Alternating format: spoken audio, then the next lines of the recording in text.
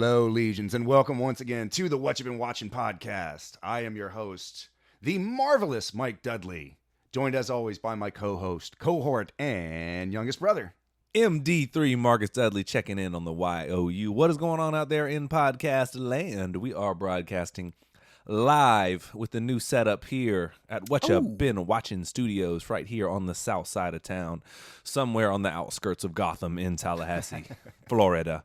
I'm not sure what state Gotham's in, but I don't think they ever really tell you. But anyways, man, big shout out to our intro music, Kesta. Always bright and always right. Brightens the night, as it were, the bright night, as it were. So Kesta always bright, thank you. And a big shout out to MK Dudley Art for the lovely, colorful banner which you're looking at probably right now. Yeah, always a good thing to see anytime it pops up on the Spotify feed.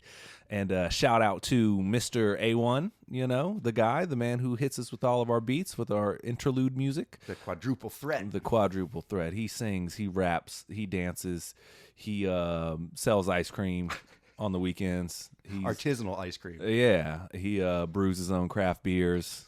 He probably does charitable things for the children in your neighborhood, and you don't even know about it. He doesn't even need a flyer for it. But no, shout out to Mr. A1. You can find him at a1reality.music@gmail.com. Give my guy some business, man. He's worth every penny, and I can fully attest for that. As is all of our sponsors. I'm telling you. Where can they find us, though, my brother? They can find us at the What You've Been Watching podcast at gmail.com or facebook.com/Dudley Bros Podcast. Or, you know, just we out ya.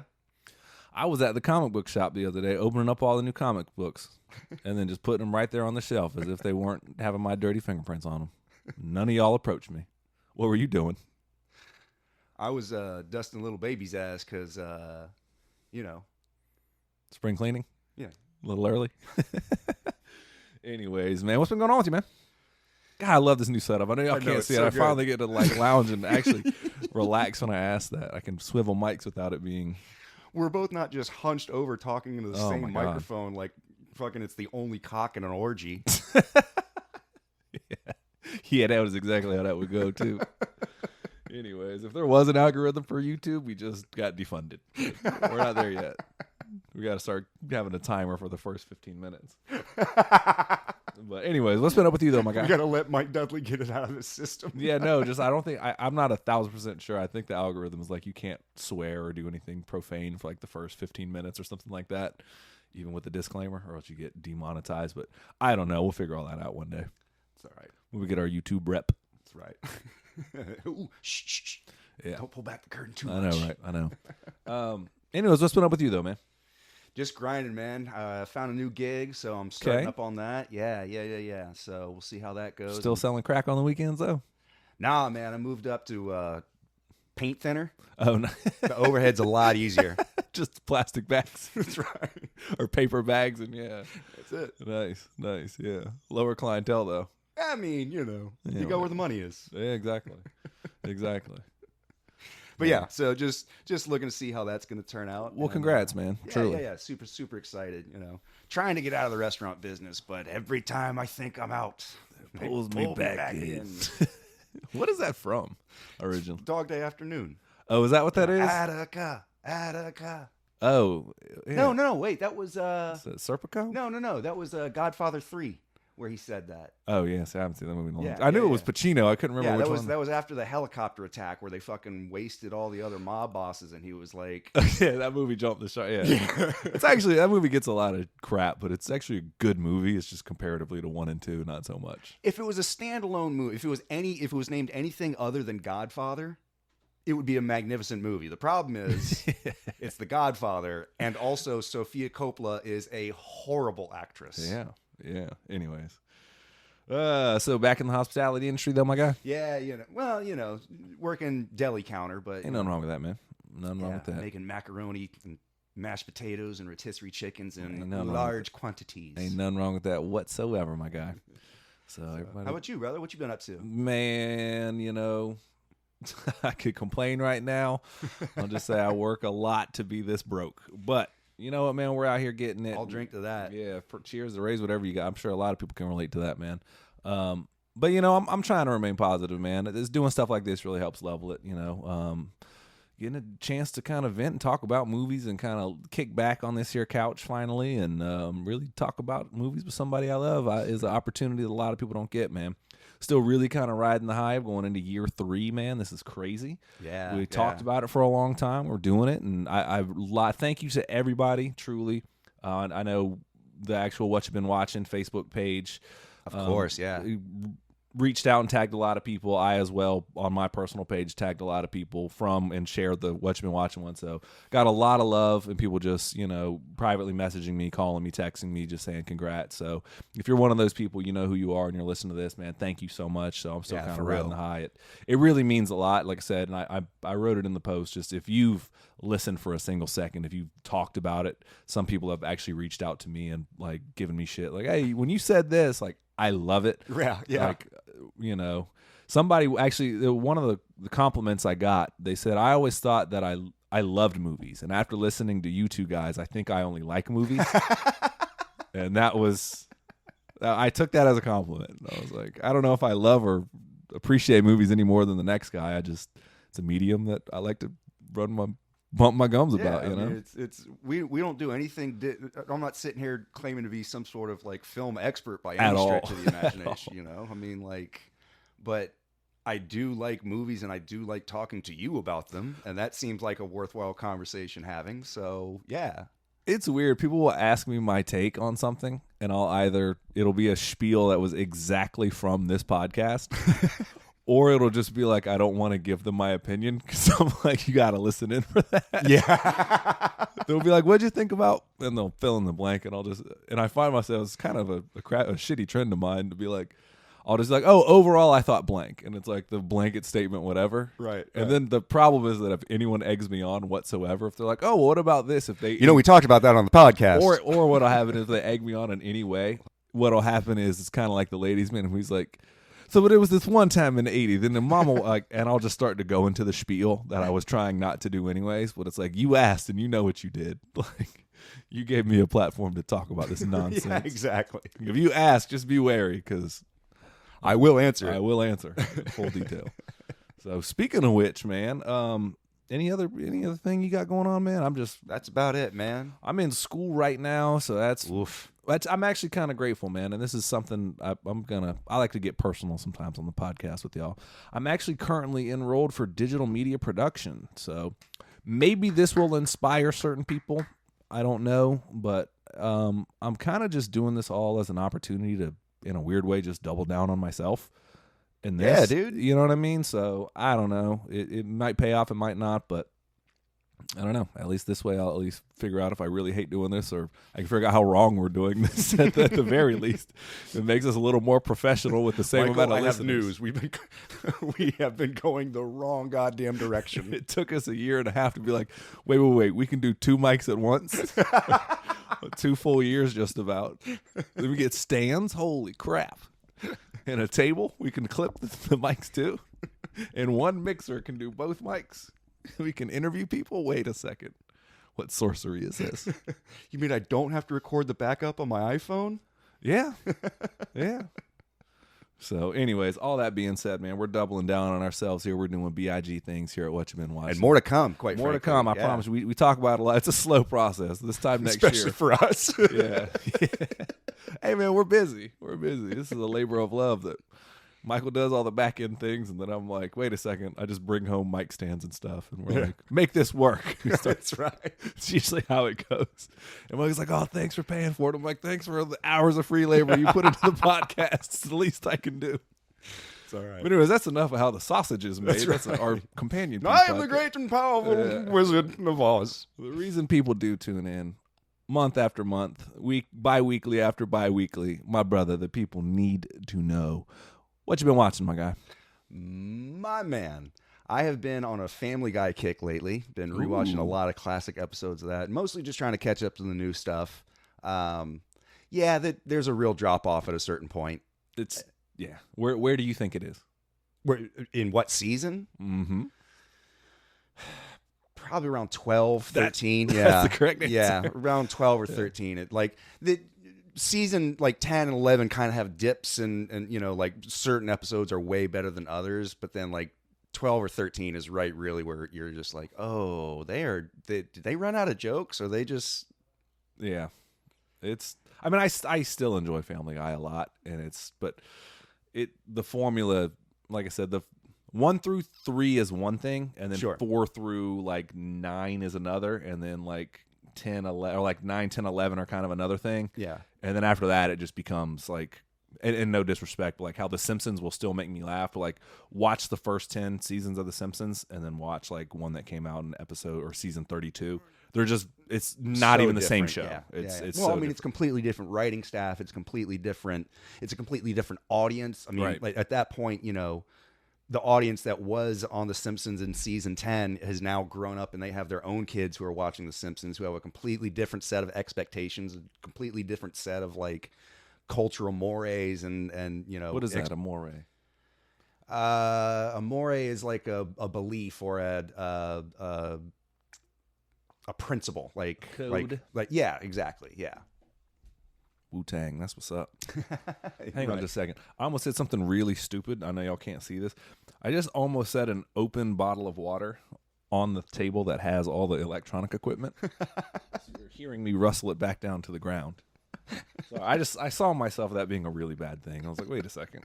This is how it starts. Getting better all the just time. one pardon this, you're about to hear it, one little of the table. Right. So anyways.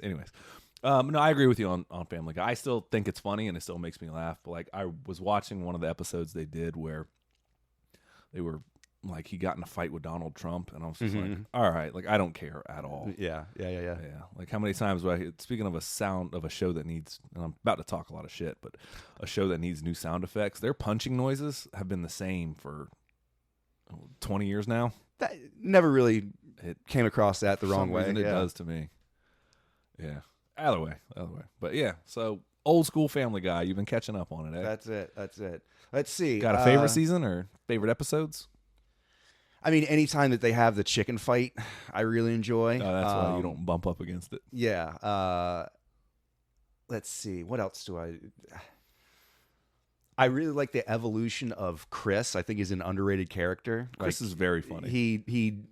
He started out as sort of just like the bumbling dumbass teenager, and he's definitely gone on a character arc where he's gotten more developed, and he's very, very intelligent. I think he masks it with idiocy in order to fit in around his dumbass family. Like, he might be a secret genius. I don't know. He might be. Brian has definitely taken the character. He's doubled down on his being a douchebag. Yeah. Like, he's super douchey now. Yeah. Which for is, sure. it works, but it is what it is. He was not in the first 3 seasons. He was very much so like the smartest one in the room, and kind of like he drank to dumb himself down to be more relatable. Right. He was kind of his burden. Like A quiet alcoholic that's kind of like, yeah, whatever. Let's get drinks about it, and I'll worry about it. It's all good. And just kind of kept Peter in line, and then but was always down to ride. And now he's, after they kind of got canceled and came back, it's look at him even seasons 4 and 5, and like now it's a whole different. And I think that's probably what really hurt the series a lot, was how often it was canceled and came back, because you can kind of tell every time that happened, there was a whole new, like, they had shifted into a whole new gear, like, and not even in like ramping things up or down, but just like, what fucking gear is that? You know, like, right. One thing about Family Guy, they'll take some weird swings. They don't mind just being weird just to be weird, and sometimes it really works when you hold on to something long enough where it comes back around to be funny. Yeah. But they also have a trend of just being like, oh, it wasn't ever funny, and then here you are still going. So Yeah. I don't know if it's just funny for like 8 writers in the room. Yeah. Sometimes like, all They right. used to do a bit where they would cut to Hee Haw, and it would be Conway Twitty, and they would just shoehorn it in. Like, a joke would fall, and Peter would be like, ladies and gentlemen, Conway Twitty. And it would just be 3 to 4 minutes of him singing a song on Hee Haw, and I hated it. And they doubled down on it at a certain point and kept doing it more. And it just, every time I saw that joke, it just rubbed me the wrong way, because I was just like, this isn't funny, and like, you're only doubling down to piss me off. Yeah, Me probably. specifically. Yeah, probably. So I'm still a big Family Guy fan, though. I feel like I took a bunch of shots at it, but it's a happy place for me. I watched the first, like I said, about 10 seasons pretty regularly. And it's like, if a new episode is on, I'm not gonna like turn it off, but I'm just like, it's not the same for me. Yeah. I'm also older too, so but Are you now? no, not really. No, not really. All I do is watch adult animation. So. Well, yeah. Any other thoughts on it, or? No, that's about it, man. Just right. just watch the first like maybe 10 to 12 seasons, and then maybe come back to it later. See how it goes. You'll just go back to the episodes. Yeah. So, anyways, what else have you been watching, my guy? Let's see. After that, I watched two movies that kind of are in the same vein. I watched Midsummer and The Wicker Man. So you watched The Wicker Man twice? Yes.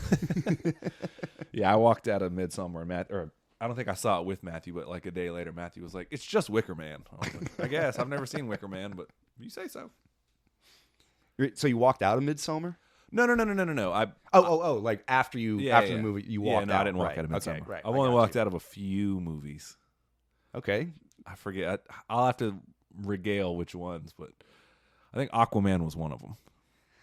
Yeah. Aquaman was one that I was really drunk, and I was like, I walked out. I didn't realize there was only like 6 or 7 minutes left in the movie, but I just could not do it anymore. Yeah, like I didn't realize I watched it in its entirety like later in sobriety, and I remember like apparently I walked out when there was literally like 7 minutes left. And I was like, I can't do it anymore. Right when the crab people rose up from underground, I was like, that's it. I'm out. And apparently that's like the final turning point of the climax. Yeah. Oh, yeah, whatever. I can't remember some of the other ones, but I'll get back to you on that one. But that Okay. was one of them. Because I still have yet to finish The Flash. Like I started streaming it, and I'll get maybe 10, 15 minutes into it and just be like, I have no idea what the fuck they're doing with this anymore. Like, none of this makes any sense. Like, when are we going to get to Michael Keaton Batman, for the love of Christ, please? He gets there. He's like midway through, the halfway point. He doesn't save the movie. It's a lot. It's a slog of a movie so far. Did you watch Blue Beetle yet? I have not watched Blue Beetle. Let me know when you do. Actually, I dug it, but we'll save that for another day. But, Okay, sure. Anyways, we were way off the rails. Way off topic. We were talking about Midsummer and yeah. The Wicker Man. Yes. So I assume all the Nick Cage fans in the house, go ahead and check that box. Michael is going to get his platform to talk all things Nick Cage in 3, 2, 1. It's a superior movie. It's in terms of not only to Midsummer, but also to the Christopher Lee version.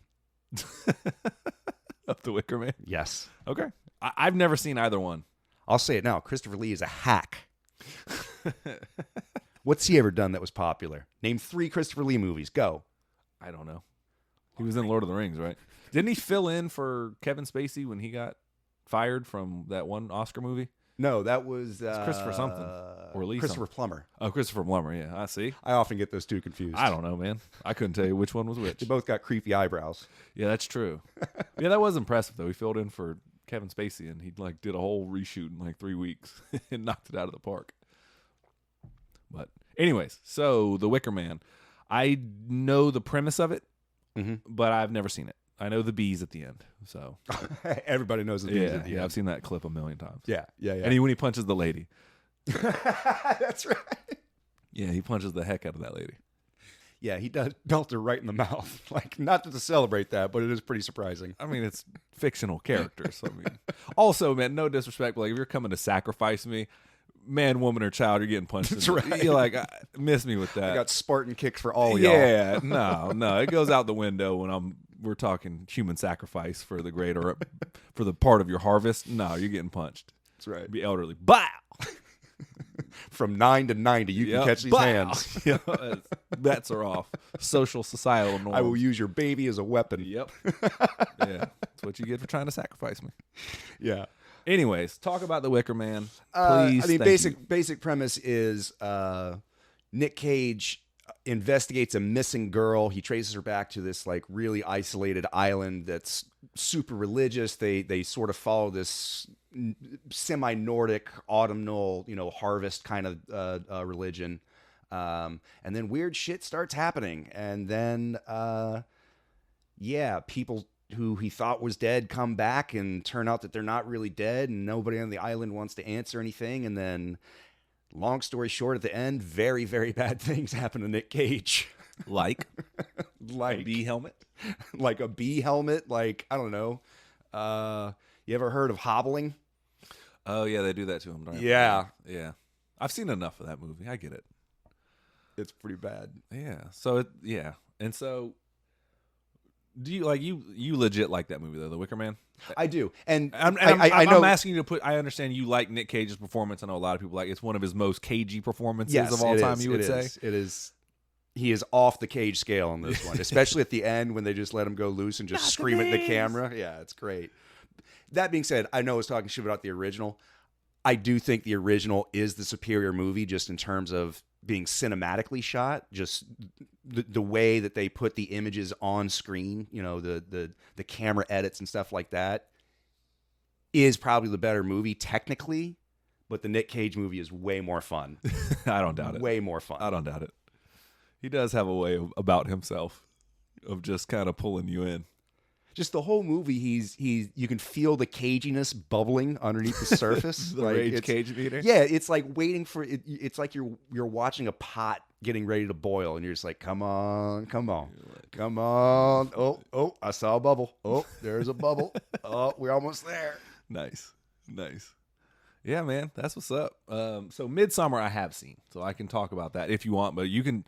I'm giving you a platform to talk about The Wicker Man. Oh, no. You just please go see both versions of The Wicker Man, because they're both great movies in and of their own right. But if I had to say, if you're going to pick one, do the Nick Cage one, just because. Yeah, I'm not trying to be bored. Exactly. The other one's a little bit of a slow burn. I heard they're both kind of slow, though, actually. That's what I've They both kind of sag in the middle, but again, it's a police procedural, so there's a whole escapade of, trying to find clues, and then he's got to go talk to this person that's going to lead him to the person that actually knows something. It's Law and Order, but with human sacrifice. I'm with it. So Midsummer I have seen. Do you want to rate the Wicker Man or The Wicker Man? I'm going to give it all the B's. All the B's. That's a pretty high rating, Michael. Yeah. That is including his Nicolas Cage bias right there. But no, I will speak on Midsummer real quick. It's this is your first Ari Aster movie that you've seen, right? I guess so, yeah. Because you still haven't seen Hereditary. Nope. Good, because I still have not finished BoJack Horseman. One day, I promise you I'm going to. I promise you. But I made that promise and broke it already, so I understand if you don't trust me. But Midsummer I actually liked a lot. I had really high hopes for it because I love Hereditary. Okay. I love Hereditary. So when I saw his name attached to it, I was very much so like I don't care what this is, but let's get to it. This is also the first time I saw Florence Pugh, and I was like, I don't know who this is, but I like her. She did kind of storm on the scene, in a very almost Anya Taylor-Joy kind of way, where you had never seen her before, and then all of a sudden you're just like, oh, she's in that too. Yeah, she's awesome. Yeah. Too. Yeah. I think Anya Taylor-Joy had a little bit more of I started seeing her in other things. Florence Pugh was just I saw her in Midsummer, and then she did what's the Little Women or whatever. I don't know. Little Women. Oh God, it's some famous novel, something about women. Whatever it is. Oh, God, Little Women. Maybe it might be. Yeah, I'm drawing a blank right now. It was Oscar nominated. It was Greta Gerwig, but whatever. Women. Whatever. Either way. No, but then she was in that and was nominated for an Oscar for that, and then it's now you're in Oppenheimer and all these other super cool things, and now you're in Marvel movies and this and that. Shit, so. yeah, she is. So, super dope stuff. But Midsummer, I dug though. I'm a big Ari Aster fan. I saw his third movie, Beau is Afraid. I reviewed that one. That one was pretty strange, pretty personal to Ari Aster, I believe. But Midsummer, I kind of went on the ride with it, and I didn't know what to expect, but I was in a weird way disappointed, but in a weird way not. Okay. But it was a very slow burn. Disappointed in what way? Just the trailer didn't live up to the trailer made you have misconceptions about it, or maybe I guess that I gave it a lot of points for being the originality of being not a lot of horror movies are shot in the brightest of daylight possible. Sure, yeah. So I gave him massive props for that because I don't know how I could pull that off. The darkness is certainly your ally in in horror movies. I mean, there are dark moments in that in terms of Yeah, it's not sunny every shot, but like for the most part, it's right. All of the main action and the character development takes place in the very broad bright daylight. like yeah. with no like, oh, what's that around the corner? It's like open fields. And stuff. There's no jump scares really. There's no So massive credit for that. So I kind of gave that, but it just in a weird way, I guess, as I was piecing it together, like what was going on, I thought there was going to be more of a reveal, and it just kind of wasn't. It just was like up, and then it is very much like they tell you the trick as soon as it happens, and you're very much like, oh, so it's exactly what you said it was going to be. Yeah, in Hereditary, I get, and it wasn't. I know I'm comparing them because I didn't know it was only a second movie, so I was trying to figure out this auteur's style, as it were. And so Hereditary was such a slow burn, and then it kind of pivots at the end, and it was like, oh, this is what we were getting at this whole time. And Midsommar was very much so like, oh, she's the May Queen, and you're like, okay, right. And then it was like, we're just gonna at the end, she just is kind of like, she just accepts it. Yeah. After all of her friends are, spoiler alert, brutally murdered. Yeah. And, in literally ritualistic fashion. Yeah, and she just kind of accepts it. And she's just like, and everyone's like, oh, well, her boyfriend that she was dating was kind of a jerk, and he cheated on her. I'm like, they drugged him and made him cheat on her. I mean, he also was a jerk, but you can that doesn't warrant being burned alive in a bearskin or rug. all of a sudden now like it justifies your murderous rage just because like people you've never met in your life before are like, you're our queen now. Yeah. So I don't think not like I need a hero in this or anything like that. We need a hero, right? But she was not that good of a person either. Yeah, in the end, she was kind of a cunt. I mean, a little bit. So, but I dug it though. Like overall, I didn't really know what to expect, and so as I was trying to formulate my expectations in real time with the movie, I guess it kind of fell short of them, which I guess I don't know. I don't know if that makes any sense, but sure. Like in terms of as the movie was happening, you were formulating like, oh, this is my expectation. This is like this where is where I see think it going, we're going, right? And then what I thought was going to happen, and then just kind of what it was just like, oh. Okay, like the final impact of the final punch just wasn't what I wanted it to be. Sure. I didn't like dislike the ride in getting there, but it was just like, oh, it didn't quite lack the punch that Hereditary had. Cool. Maybe not all of his movies are like that. Sure, so, sure. But yeah, what'd you think though, man? Truth be told, I really, really liked a lot of the cinematography of it. When they take the acid or the mushrooms or whatever and whatever it is, and you can see like it literally looks like you're on acid. Like you can see the trees breathing, and there's like the trees are sort of undulating and they look liquid but also solid and like, but you could maybe pass your hand through them, but they also might fall on you and kill you. So it very much captured that and the visual style of the movie is wonderful. I mean, it's all vibrant, bright colors that pop. I mean, even when there's blood, it's not like the dark, mercurial, black ooze. It's very bright, vibrant, like almost sort of comically red. Not comically like funny, but like in a comic. Yeah, no, I got you. I got you. Yeah, so I really, really dug the visual style of the movie. I think there was a lot of really weird pacing issues. Agreed. With the movie. They kept trying to slow things down when, the movie needed to ramp. Like the movie needed to ramp up at that point. So, like for example, when they do the Attestoop, and if you don't know what that is, we can spoil I don't want to spoil it. It's been out since like 2016. So basically, the Attestoop is the elders of the village reach a certain age, and rather than become a burden to the community, they literally jump to their deaths. And this couple does it, and one of them is very successful, and the other one not so much. Yeah.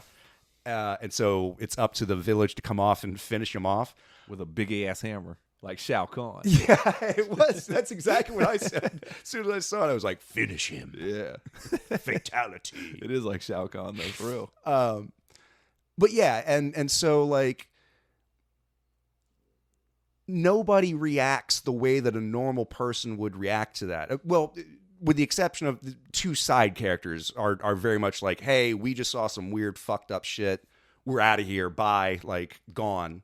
And everybody else just sort of takes it like, well, it's kind of their culture and we can't really, interfere and we can't judge. It's like, no, dude, I can absolutely interfere. Like, I just saw two people leap to their death. Well, one person leaped to their death and the other one got their head smashed in with a mallet, you might say. Yeah. So I'm out. Like, I don't give a fuck about this festival anymore. Like, this is weird and it's probably only going to get weird. If this is day one, if this is the opening ceremonies, I can only imagine where it goes from here. No, thank you. I'm out. But nobody reacts that way. None of the main characters are just like deuces. They're all just like, well, let's just see how it turns out. Well, the one, I don't know if he's actually Swedish, but the one European dude that lures the party initially. Yes, he's directly from that village. Yes. Yeah, he's from this small village that does all these things, and he's like buddies with them all in college. And so he convinces everyone like, oh, we're gonna go home, we're gonna go to this cool whatever this festival of the harvest or whatever, and it's gonna be they're awesome. all like anthropology majors or something like that. Yeah, and so they're all kind of game, like, all right, whatever. Even the reluctant ones are like, whatever, I might hate it, but I'm gonna try something new. Right. Like, it's ultimately what was his name? Will Poultier. Will Poultier. Yeah. I think that's him, right? Yeah. But he wasn't. But at least he was direct. He was like, "Hey, man, I'm here to party. Yeah. I'm here to possibly get laid, and I'm here to help you guys out. But other than that, I don't give a fuck." Yeah, but it's ultimately though what the Swedish dude do. I'm just gonna call him Swedish. I don't know what he is. What he does. It's ultimately like the movie Hostel. What's his name? Pele. Yeah. Pele, yeah. What he ultimately does is the movie Hostel. Yeah. He like lures these people and drugs them into their death, and he's like, "Oh, I didn't tell you all this," but and then he's the bad guy of the movie, and they like put him up in this terms of like, oh, this great awakening and all this, and like, nah, dude, you lured people to their death, knowing exactly what you were doing. Yeah. So like kind of a dick move, man. We hung out, and so we were Eskimo buddies, and so the parallels. We touched tips.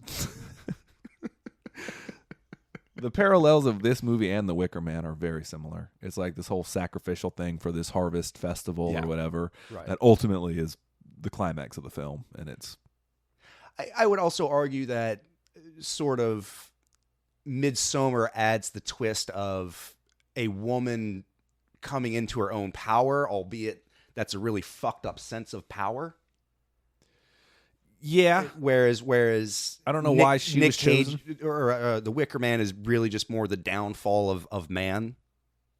Does that make sense? Yeah, it does. It does. I mean, without seeing it, I have to assume that I know what you're talking about. Sure. I mean, it's essentially it's Midsommar, but they lure in one specific person for one specific reason because like that's like the ordained sacrifice, and like if they don't get him, then the whole sacrifice is ruined and the crops won't work, and like. They take their whole blood for honey very literally. Yeah, Midsommar is kind of, I don't know why she was chosen or whatever, except for the fact that Pele, the dude who lured him, just kind of seemed to have a crush on her. Yeah, exactly. Yeah, which is just kind of shitty. It's like, I'm going to murder your boyfriend in terrible fashion. It's like, you know what you were doing, buddy. And like the whole culture shock of them. Yeah, I don't remember that chapter in The Art of the Game. Yeah, for real. I also like, you want to neg them, you want to peacock, and then you want to murder their boyfriend. Yeah, it's the dentist system all over again. Dentist system. But yeah, it's the idea that they were just like, oh, well, we embrace death here. You Americans look at it as this end of things, and we look at it as like this grand thing. This grand burden, this like thing to be fought against, and like and it's just like, and we just kind of embrace it and accept it for what it is, which is kind of cool, but like also, man, you keep your weird cultures over there. This is America. Yeah. They did have a black dude go with them too, right? Yeah. Wasn't he one of the first ones that was like, "Fuck that, I'm out"? No, he wasn't. That's right. That's why I was like, this movie's he was not there believable. to do his thesis on this on the culture or whatever. So right, he was the one that was heavily invested in Pele. He was the one that when he saw the Adastope was like, "Come on, guys, like this is just how it is." They were just like, "All right, we're gonna do the opposite of horror movies," and which. Yeah, not look. The trope is that like usually black people when like something shit hits the fan. Like, fuck that, I'm out. Right. It's like the whole premise of the movie Nope from Jordan Peele is just like, nope. Still have not seen that. It's a good movie. Got to sit down and watch that. It's not the whole premise of that movie, but Right, that's where the title came from. I assume they don't sum it up in the first 5 minutes. Yeah. It's also like the movie Get Out when they're like, get out. Like, Yeah. The whole point is like, get the fuck out of here. Right. So they kind of squashed that trope in Midsummer a little bit. So, but I do like the movie. It's again, I think it's a pretty original. I guess maybe it's not because we're talking about how close it is to the Wicker Man, but I dug it. The whole horror and broad daylight thing, and again, it introduced me to Florence Pugh, so I'm all about it. Oh, the scene, the one I wanted to talk about, the power that she started to realize that she had when she converted from the idea of, oh my God, this is crazy, to her embracing her role was when they murdered one of her friends, and then they're like, you're not leaving. And she started to cry hysterically in a room full of women who she had not known at all just started to imitate her crying. Oh, yeah, like syncopate. Yeah, and like they were all like looking dead in her face while she was, just screaming, wailing, crying, and they just all did the same thing. It was a weird scene, but I think at the end of it, it was very uncomfortable for me. I was like, it was like I didn't know what was happening, and yet I still kind of understood, like, oh, they're like in a weird way, they're all cycling up, or they're all linking together. Right. They're all like, I didn't mean it like that. No, I know what you mean. Yeah, I mean, yes, Yeah. like they're all in a weird way. They're sort of mind melding in this, like, how the fuck is that possible? Yeah, like, my queen is hurting, so I will I will share the burden, or whatever it was, and they all just like, this is what we do. And that was the pivotal point in the movie that was really kind of understated, but it's also, like you said, a highly uncomfortable scene. Mm-hmm. You're like, oh, she started to realize, like, oh, I'm not getting out of here. I'm not getting out of here. And so that moment, without her saying it, because the next scene is like pivotal point in the movie is like, you decide whether your boyfriend gets gets lit on fire wearing a bearskin thing while he's drugged and paralyzed. Hey, we already killed all these people for you. Now you get to choose 4 others. So here's your choices. Oh, by the way, one of them is your scumbag boyfriend who's drugged right now. Yeah. And we wrapped him in a bearskin rug, which was pretty badass. Welcome to Bearcast. Welcome to Bearcast. So, yeah, that was it was a literal bear cast. It was a literal bear cast. They cast him in bear. So yeah, I will give it as Led Zeppelin says, just a sprinkling for the May Queen. Oh, that's nice. It's my review. I'm gonna give it very also the final flower gown that she puts on, where all you see is her face. Mm-hmm. It's kind of unsettling too, but it's actually really pretty. Like, you know what I mean? You just see like she's like in this little, like a worm suit almost. Worm. It's like suit. kind of. She looks like a little worm. It comes with like a little hat, and all you see is a little face poking out. It is kind of HR puffin stuff. A little like, bit. Yeah. It's like this puffy, maybe not a worm, but you know what I mean? Yeah. Just see her little face poking out. Her little Florence Pugh face. Yeah. So let's see. I'm going to give it 13 hours of daylight. Yeah. All right. So would you see more Ari Aster movies, or are we just going to skip Hereditary for now? I will sit down and watch Hereditary at some point. Yeah, for sure. Cool. I actually would kind of like to see that with you, because I'd be interested to talk to you and hear your insight as it happens. I probably won't say much during it, because I don't want it to be. I don't want to be one of those guys, and we all get guilty of it to a certain extent, of when you like something and you want the other person to like it. You're tapping them like, watch this, watch this. Yeah, I don't want to be that. I used to hate when people tap, watch this. I'm like, bitch, I paid $17 for a movie ticket. No, like, what do you think I'm doing? Was I taking a nap? Leave me the fuck alone. It's a little different if we're at the house and we're like, if you're playing on your phone and it's like, hey, you're about to miss a pivotal point. But yeah, this is where Vader reveals that he's Luke's father. You might want to watch this. Yeah. Or like when we watched Silence of the Lambs with Wyatt recently, and he was about to do his escape, he was paying attention to the movie, but kind of fading in. And I was like, hey, you might want to watch this particular part the next about 10 minutes. He's like, oh, okay. So not trying to be like tap, hey, watch, but yeah, I'd probably leave you alone during Hereditary. Try my best to. But anyways, we did watch something together, which we'll save that till the end. Hell yeah, man. So you want to just spoil what we watched so we can tease it for later? I mean, it does tie into both MIDSOMMER and The WICKER Man. You want to just talk about it now, or? No, we can. Let me ask you, brother, what you been watching? I thought you'd never ask. A while ago, I never talked to you about this, but then I realized that it popped back up on my Watch It Again thing. The Killer, the David Fincher movie starring Michael Fassbender. Awesome. When I said The Killer, I was like, you mean the Chow Yun-Fat movie? You mean the John Woo movie? And they were like, no. No, the other one. The other one. Oh, okay. It's still good. The other Jack Frost. I know, right? No, I dug it, man. Ultimately, I'll give you a quick synopsis. It's David Fincher, so it's very well shot, obviously. He doesn't, nothing in these movies happens by accident, and it works well with this character. Michael Fassbender plays an assassin. He plays a hitman who's top of his game. Assassin Bender? Yeah.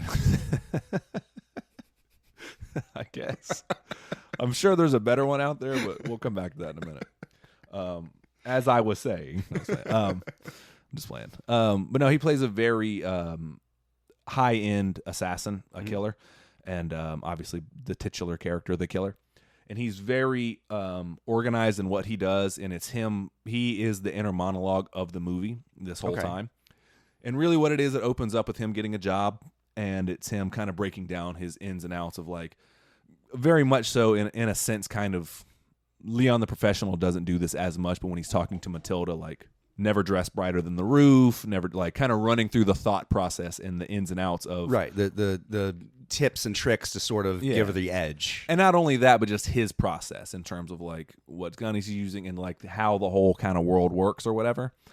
And what happens is he goes and as he's doing it, he's in the whole climax is like he's building up to, like, he's viewing his target from across a balcony. He's rented the room out, and he's, it's like under construction and all this stuff. So he's got all these different IDs to get up there, and whatever. All he has is a chair, and whatever. And it's like him just waiting. He has a little cot that he's put up there, and it's just like him waiting for days, trying to learn the pattern of this guy.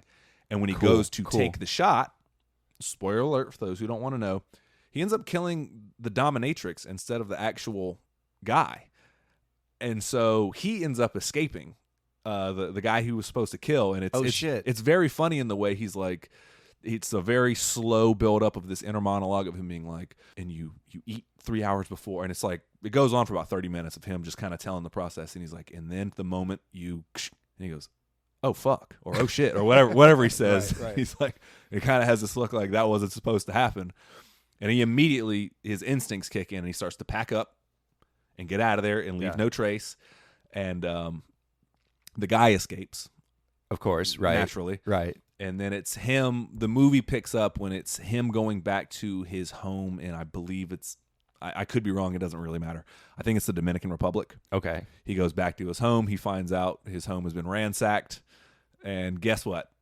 Whoever hired him wants him dead. And so it's his whole tale of retaliation against against not only the people that want him dead, but really anyone that had anything to do with it whatsoever. Like, you're not taking me down, and I know the process of this means I'm going to have to kill a lot of people, or at least a very smart selected handful of people, wisely selected. Who's very important, I need to know certain things, right.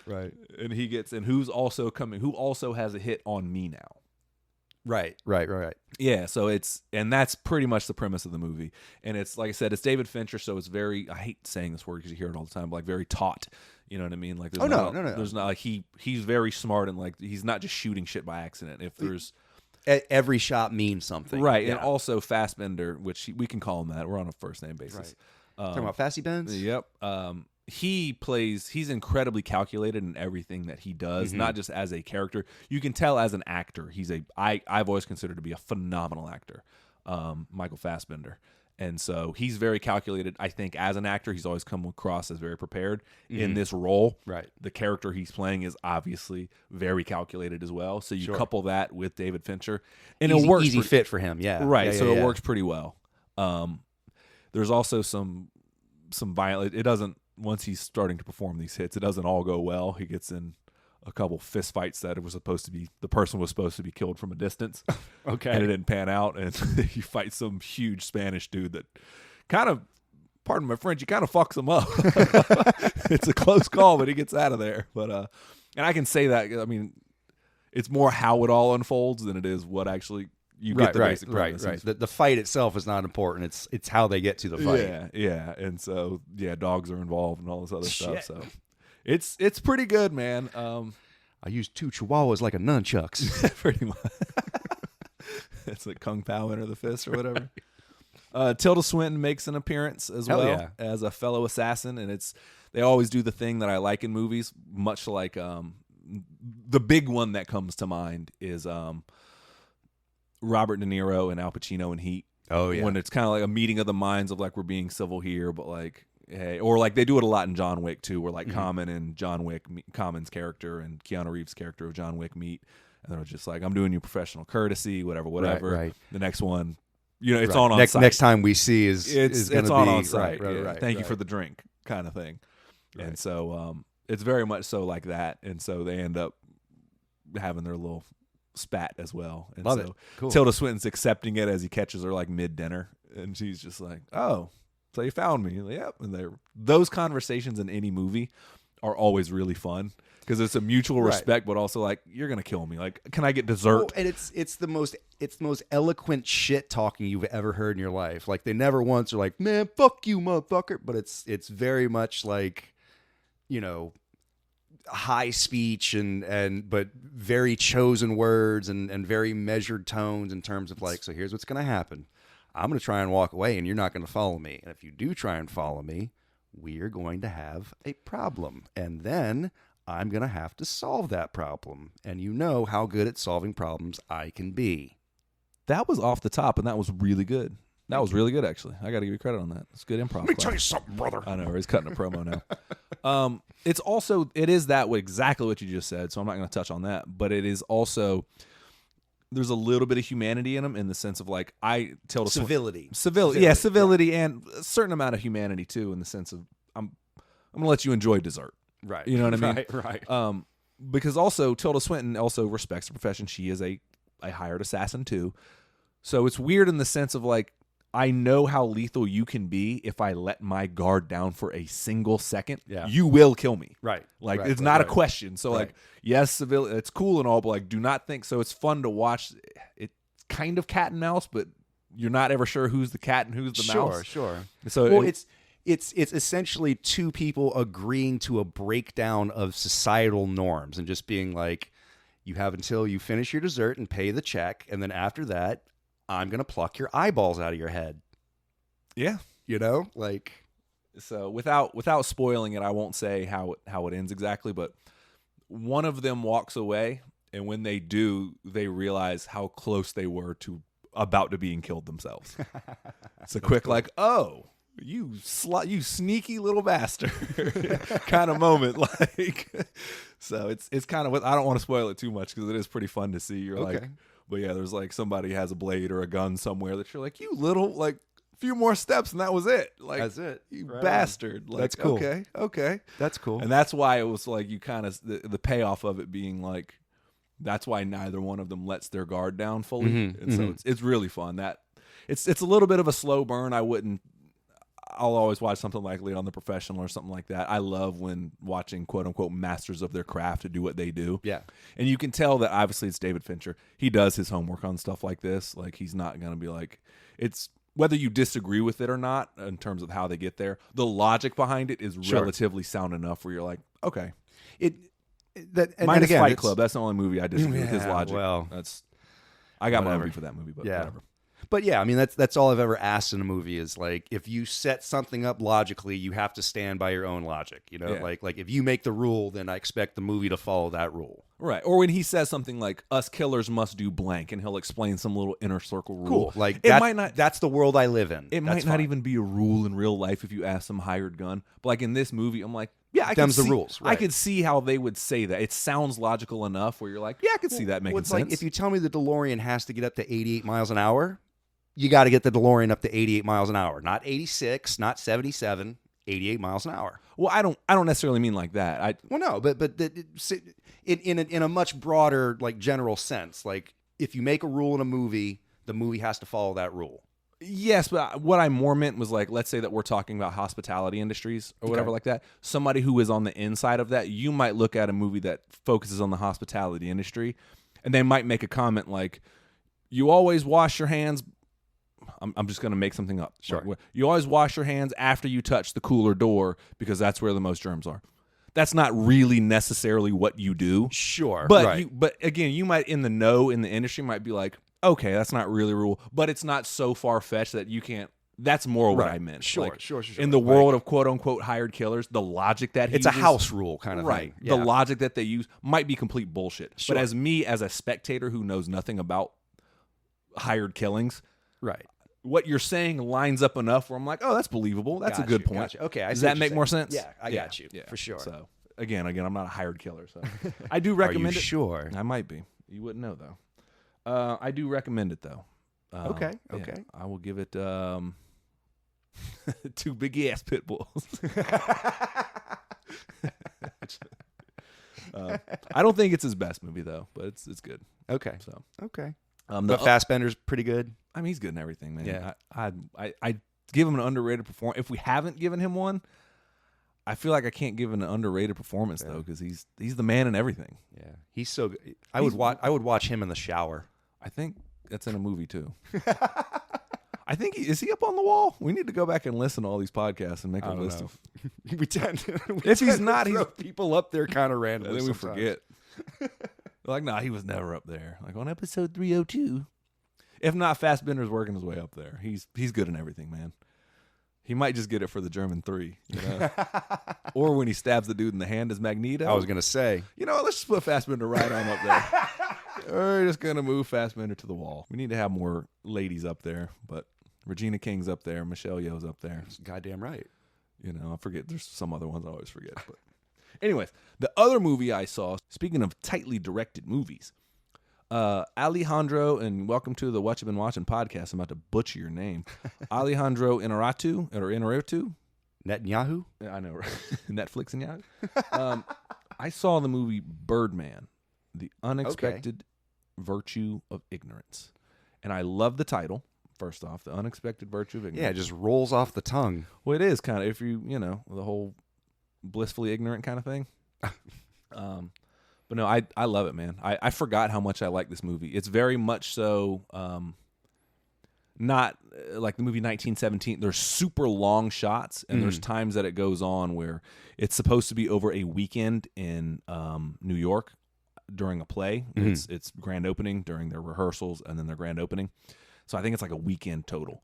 And some of those shots go on for like, it feels like 20 minutes at a time. Oh, jeez. And you know that there's obviously camera magic, camera tricks. So you kind of lose track of time a little bit, but then he'll go pass out and go take a nap. And so it's not like 1917 where it literally is one giant shot. Got you. But they do really long, very much so like Children of Men. I was just going to say like Children of Men or something like that. Yeah. I think him, Alejandro Inarritu, the director of Birdman, who also did The Revenant, Oscar winning. That's right. And Alfonso Cuarón. That's right. We always say Curacao, but right. It's Cuarón. It's Cuarón. He did Y Tu Mama Tambien. He did Gravity. And, Gravity. He did Children of Men, and he did Roma. Oh, that's right. Yeah, that's the right. Netflix movie Roma. That's right. That's So, right. Yeah, both of them. That won a bunch of awards. Yeah, it won Best Picture, and it was the first Netflix movie to do it. So good on you. I know, right? But yeah, they're very much so from the similar. And I know they're both Spanish directors, so I don't mean this like in a broad sense, but you can tell that they're very much so from the same school of like long shots, super tight choreography. And I don't mean fights or dancing. I mean like you're going to be on your mark as this camera pans here. Like it's a coordination of tons of moving pieces for really long shots, and you don't want to be the one that screws it up. Right. You know what I mean? Oops, sorry, I tripped. Fuck. Go back to Mark 1. So 15 minutes wasted. Exactly. You don't want to be that guy. So you can tell it's a lot of rehearsal for very good execution, and if you mess up, it's very living, breathing thing. It's almost like that Goodfellas scene, where like they saw that scene in Goodfellas and were like, that's how you make a movie, is you just follow people walking and just the whole scenery around them changes, and now we're in a completely new environment and we just saw it happen in real time. That is a good point. That might be the impetus for it all. You know what I mean? You can check that bingo box. Marcus using words he can use in context, but doesn't really know the meaning impetus. Impetus. But no, that's a good point. Actually, I think that Goodfellas scene might be the launching point. for a lot of that thought process in terms of like when they walk through with the table and he just comes up and greases the guy's hand and they walk through from the back alley down through the kitchen, back up into the showroom. You got waiters and cooks and all sorts of things. And then they happening bring the around bottle them. and all that, and the pans to the guy on stage and he gives him a nod. Yeah. So yeah, very, very much so in that same vein from that movie. Cool. I love it, man. It's ultimately what it is Michael Keaton, very much so. It kind of reflects a little bit of his own life. He was at one point was like a superhero blockbuster, like he was in Batman. Sure. And in this, it was Birdman. He was Birdman, and that was like his big claim to fame. And then he was like a quote-unquote washed-up actor. Right. And so he wanted to be taken seriously, and so he adopted a play from, I think it was McCarvey or something like that. Some famous novel. He adopted it into a play. And, and then puts it on Broadway. And he's the producer, director, and main star of this play because he needs to be taken. He needs validation in his career. Right. In the opening sequence, though, when they're doing a rehearsal, one of the actors is just kind of shitty. And ironically enough, a stage light falls on his head. Okay. And so, like, the movie starts off with a bang. And so what they do is they bring in very much so, and again, I don't know the guy, so I'm just telling you what the word on the Hollywood street is from what you do reading. They bring in Edward Norton, who's a bit of a, let's be honest, has a reputation in Hollywood of being a bit of a diva and a bit of like a little bit of a shot caller, little difficult to work with. Yeah. And so that's exactly what he plays in this. Okay. And so he starts to like, I live and breathe in New York. You Hollywood guys, you come here and he's just this big shot like theater actor who like starts to drink actual gin and like breaks up one of the rehearsals because Michael Keaton replaces his gin with water. And he like breaks the whole scene. And he's like, "What the fuck, man?" And so they get in a physical altercation. Right. I work method or I don't work at all. Yeah. He gets mad because the gun he has on stage has an orange cap, and he's like, "I wasn't frightened at all, you bastard."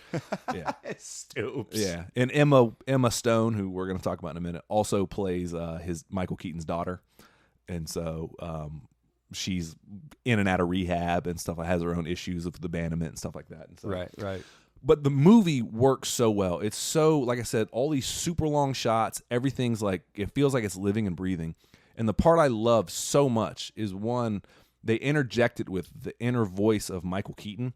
The person who's the most critical of Michael Keaton, of like, you're going to fail. I'm very familiar with that voice. Yeah, well, it is the voice of the character he played, Birdman. But the Birdman, who Michael Keaton previously played, was his inner monologue this whole time, and he's the constant voice of negativity and he speaks in a real gravelly voice of like, you're gonna fail, right? They're all laughing at you. And my favorite part is what he says. He goes, "All we got to do is put this suit back on one time, and we rake in billions." And like, the play zooms out, and you see Michael Keaton in the Birdman suit starting to fly behind him. Sweet. And so, then it gets to a CGI shot, and it's like them like Birdman 4. We come like the Phoenix rises, and it's them, and it's him telling him like, "Screw all this. Like, you need this validation for what? You're better than these people. You hover above them all. All you got to do is put this stupid bird suit back on, and we rake in billions, and they all come crawling back." Whoa. And it's so dope the way that they just go seamlessly to Michael Keaton flying behind himself in a Birdman suit. Yeah. Just giving himself shit, and it zooms up to these like 3D animatronic like world ending. He's like, a snap of my fingers, and Armageddon happens. Like things start falling out of the sky, and giant robots crawl over. It's the best, man, and that's interesting. It's like the artist's lament. It's like, I can either make money and be popular, or I can have my art mean something and get like true validation in terms of like, yes, you did something credible. You did something, like honest and enlightening to humanity. Or you could sell tickets and put asses in seats. What do you want to do? And you're like, fuck, I really want my art to mean something, but I'm tired of being broke while I do that. Yep. And I would like to be rich just for a minute. Yeah. And so what fuels all that is there's I think her name's Tabitha in the movie, but the Emma Stone character. No. She this lady works at like the New York Times or whatever. Okay. And she's one of the people that reviews plays. Oh, okay. And they said, and that's like Edward Norton gets. They call them assholes. That's exactly what she is. That's exactly what she is. And so Edward Norton is like, you're worried about, why he ruins the set. He's so full of himself. Like he ruins the one of the rehearsal nights, whatever. Sure. He's like, you're worried about ruining it for these stupid people that come here on 2:30 on a matinee to watch us practice. He's like, there's only one person you need to please, and that's this woman. I think its name's Tabitha at the New York Times. And so Michael Keaton's trying to be cool and like goes to like buy her a drink or whatever. And she pretty much says like, it doesn't matter what you do.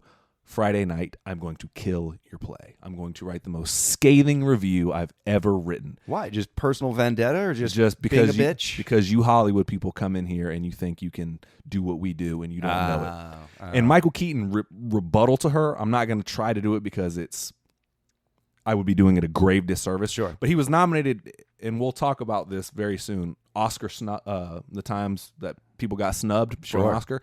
This was a role that completely Michael Keaton deserved, in my personal opinion. Sure. Yeah, I don't remember who won it that year, but this should have been him. It should have been him by far. Yeah. I think it was, why do I know this? Eddie Redmayne in The Theory of Everything.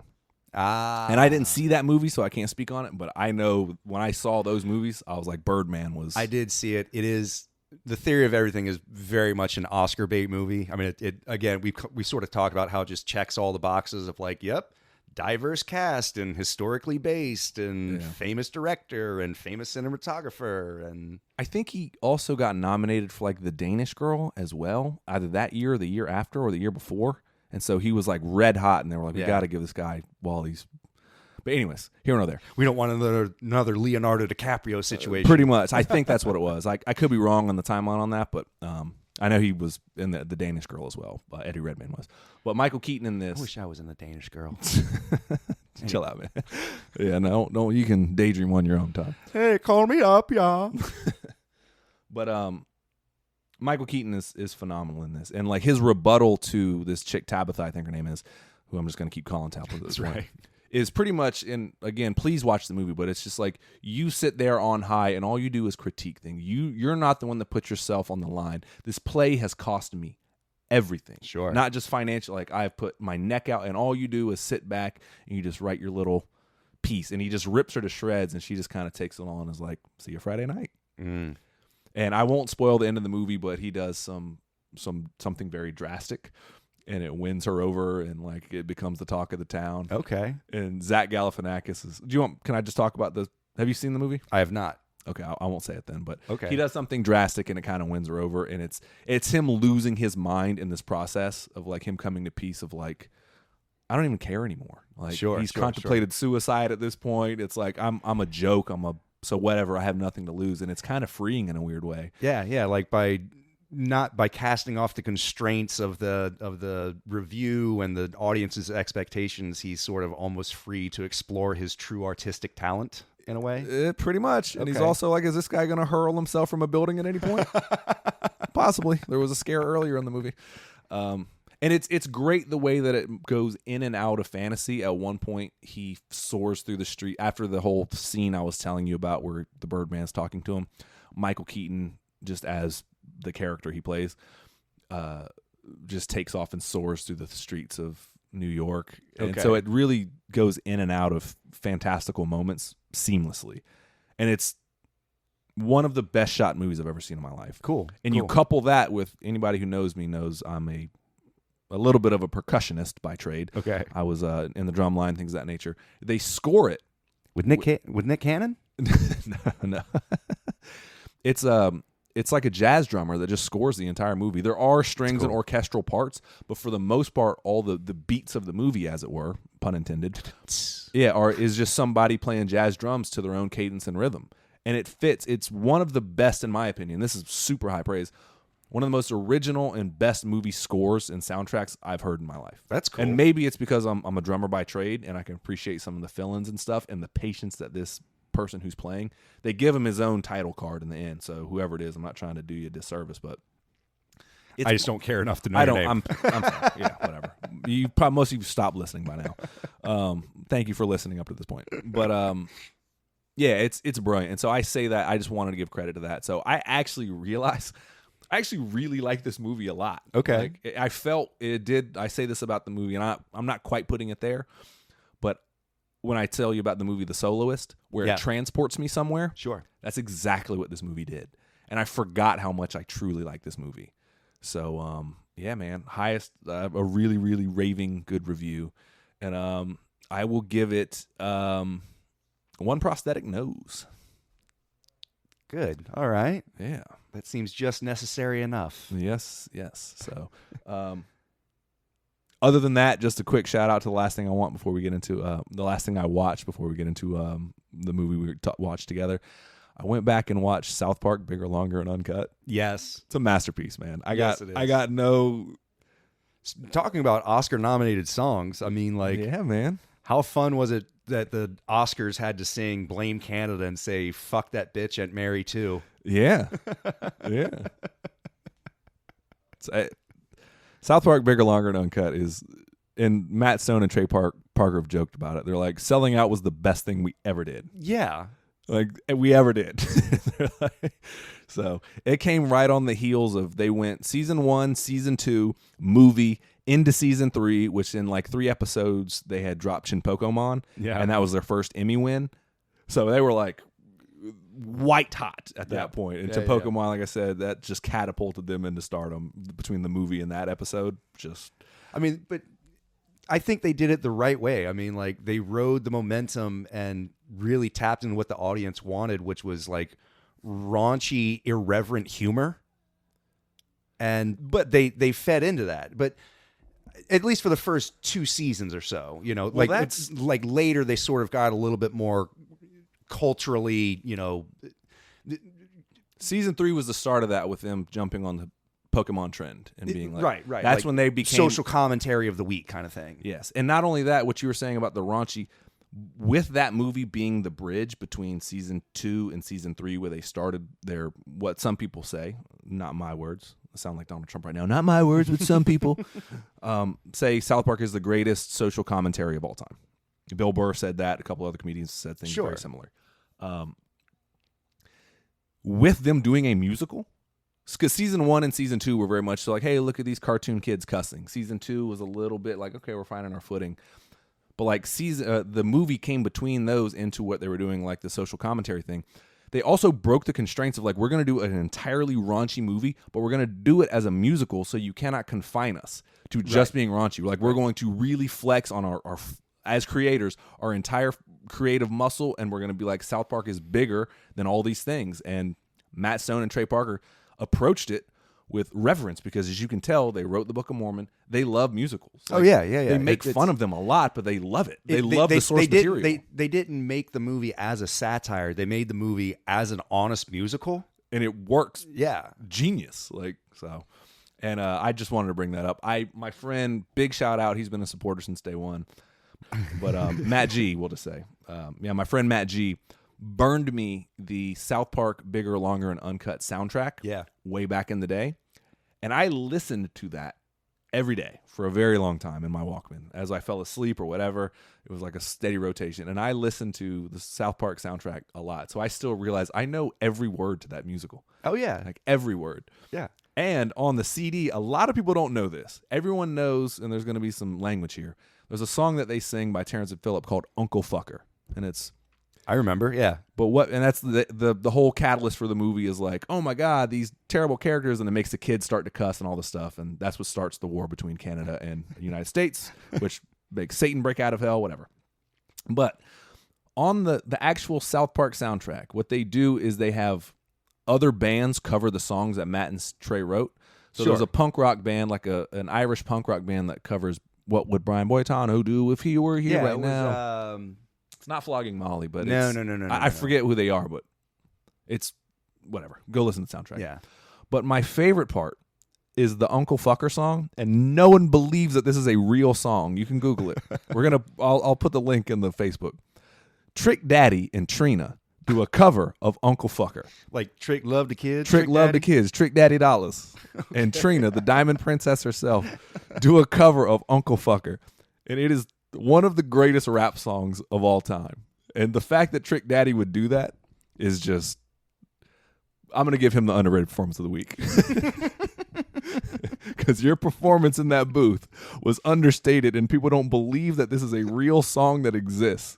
And it does. Yeah, now you got to put up a music link or something Uncle like that. Fucker, what'd you say? Yeah, he goes in on it, man. Only thing from Miami I like is Trick Daddy Dollars. So I will give South Park 3 Trick Daddy Dollars. They're longer and uncut Daddy Dollars. So on that note, we're going to take a break from our sponsor. Yeah. Oh, did you want to say anything on South Park before I get out of here? Or? No, I think that pretty much covers it, man. Just, again, Matt and Trey are geniuses. I think that this was really an example of them flexing their creative muscles in terms of not only can we do animation and raunchy humor, but we can also do social commentary. We can do music. We can do, an actual plot line that sort of takes you through, like, not just, a 30-minute South Park episode, but through a whole trials and tribulations and like a whole character arc for each one of the boys. Right. Yeah. Bag of Tricks goes deep, man. Yeah. On that note, we're going to take a quick break from our sponsor, the old jar of pickles in the back of the fridge.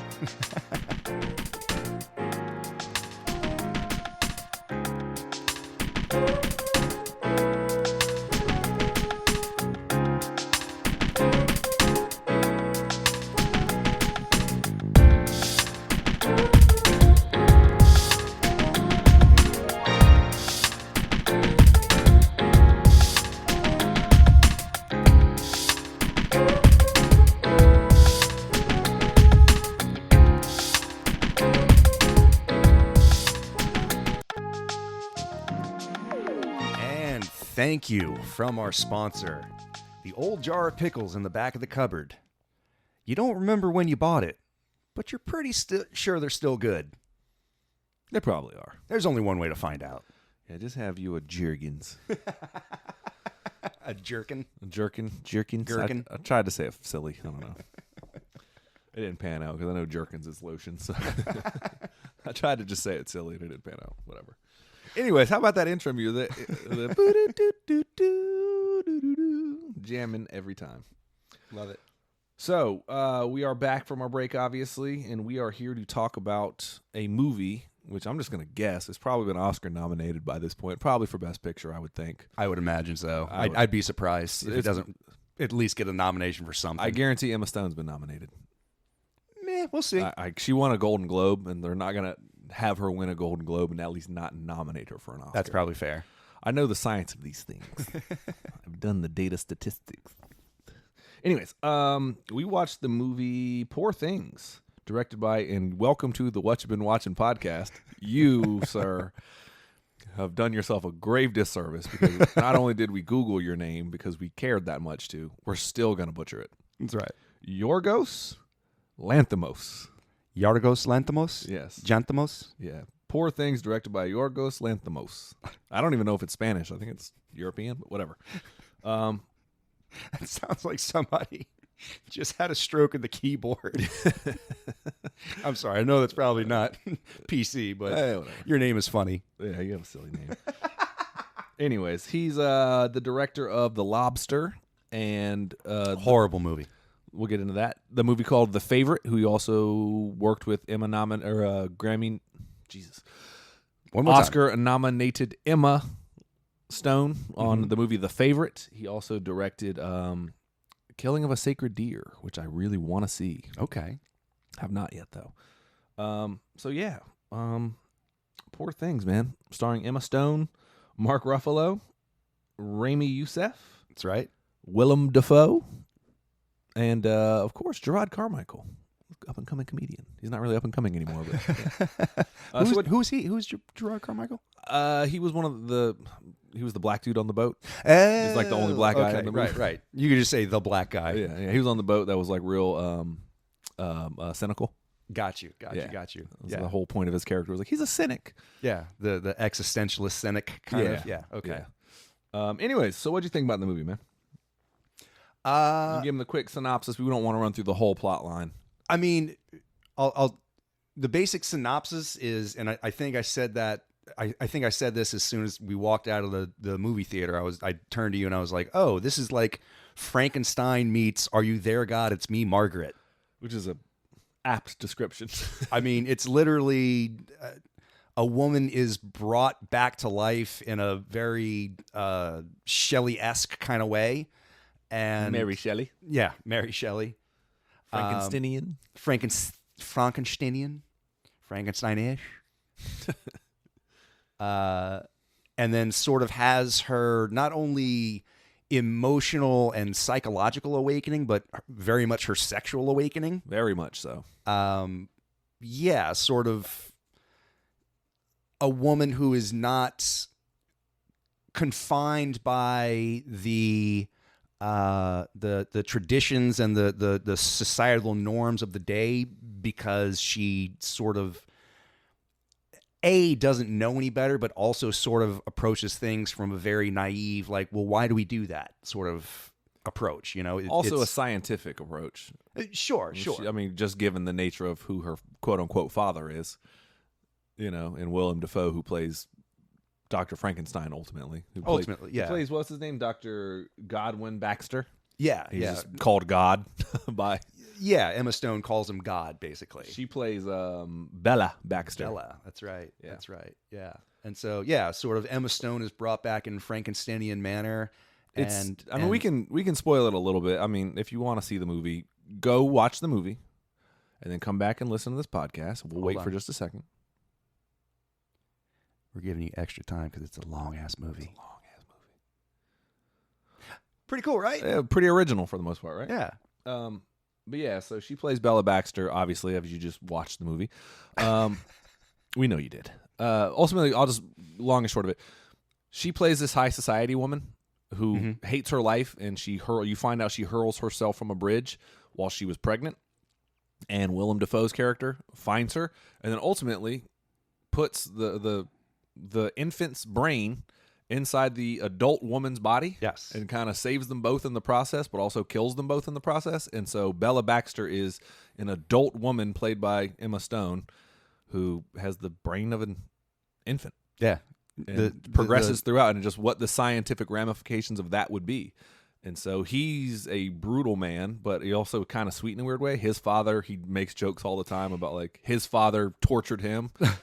In horrific ways. I love that running joke. Like every once in a while, just they'd be having a serious conversation, and Godwin would be like, "When my father cut off my genitals and replaced them with a tube, I didn't complain. I just knew that he loved me in his own way to find it for science." And everybody's looking at him like, "I'm sorry, your father did what now?" Right. He's like, he crushed my hands and whatever just for the sake of science to see if the pain would make. I'm like, golly. And he's like horribly scarred. And has just disfigured and like rolled around like a corn on the cob on a hot grill. He looks like, you remember the Marvel villain Jigsaw? Jigsaw. Yeah. He says it. Sorry. Letters at Warzone made me laugh. He's like, don't call me that name anymore. Call me Jigsaw. It's such a bad. Who was that? Dominic, not Dominic Cooper. Dominic, I think the guy that played Dracula Untold that I thought was. Nope. Different guy. Oh, see? Dominic West. That was the guy. See, I don't know. Yeah. I don't know. Yeah. Dominic Toretto. I don't know. Sure about family. Yeah. So, yeah, that's who he plays. He plays ultimately like the Victor Frankenstein of it all. So that's the premise of the movie, is then Bella Baxter is running around trying to establish who she is.